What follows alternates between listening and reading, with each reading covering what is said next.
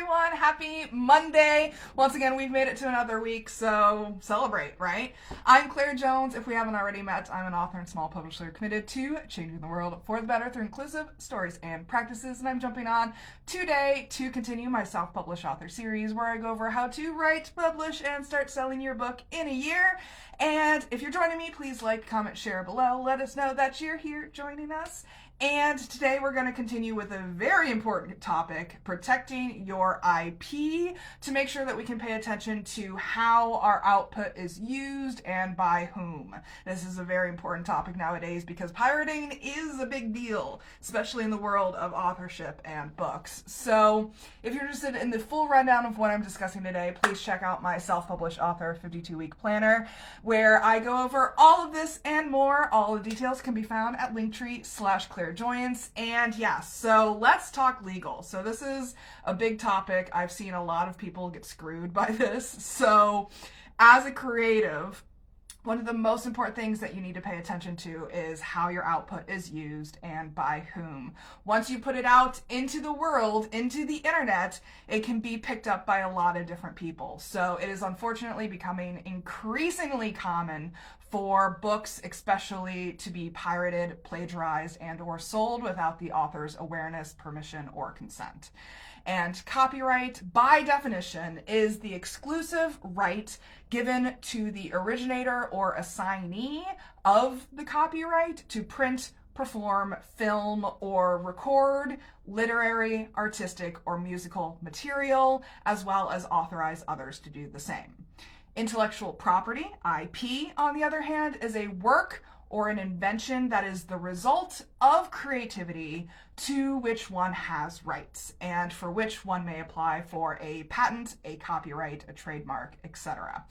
So in the most general terms, it is considered illegal for someone to use someone else's copyright or IP as a way to generate income for themselves without the reimbursement or approval of the owner of the copyright or the IP.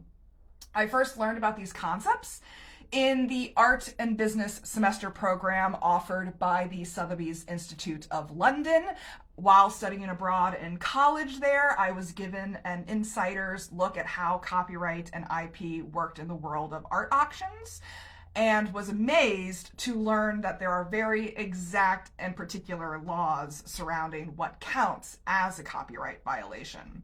I then went on to complete an internship in the Rights and Reproductions department at a major art museum after college and got a first-hand look at how artists negotiated the use of reproductions of their works for the sake of museum brochures, websites, and other marketing materials.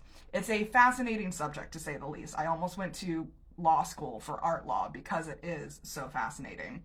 The point here is to do all that you can to protect your own copyrights and IPs as you pursue your writing goals.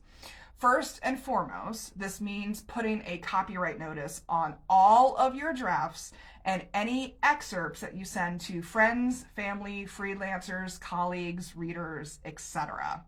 Secondly, I want you to create an NDA, a non-disclosure agreement, for all of your freelancers and beta readers to sign.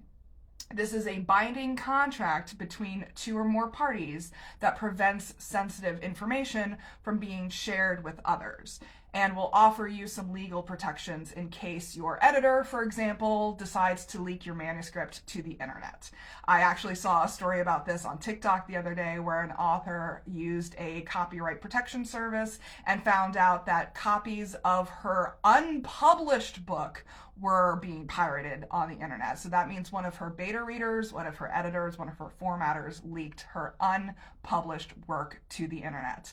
And if we didn't have protections like these in place, she wouldn't be able to legally pursue any damages that have been done to her. So you can use a lawyer for this or any of the templates that you can find online. Jotform in particular has some very handy NDA templates. Just make sure that you get it reviewed by a licensed attorney to make sure that it's on the up and up. We want to make sure that everything, all of our T's are crossed and our I's are dotted for this. You will have both your freelancers and your beta readers sign this document in the coming weeks, in the coming episodes of the series. And so this is an important step not to be skipped. You need to have this document ready for when you're onboarding your freelancers and beta readers. And if you want to keep an eye on the potential for piracy after your book is published, look into the Muso project. It is a software that will help find infringing files and issue takedowns to thousands of sites, as well as remove search engine results to limit the demand for your pirated works. So that's pretty much it for today. That's a brief overview of copyright and IP. So if you're interested in learning more, please check out my almost 300-page self-published author 52-week planner. Next time, I'll be jumping on to talk about onboarding your cover designer and editor to make sure that we can have all of the responsibilities, expectations, and deadlines involved with each project documented clearly. So in the meantime, please remember that you all have extraordinary stories to share, and I'm rooting for you as you use them to change the world for the better. Take care, everyone, and I'll see you on Wednesday.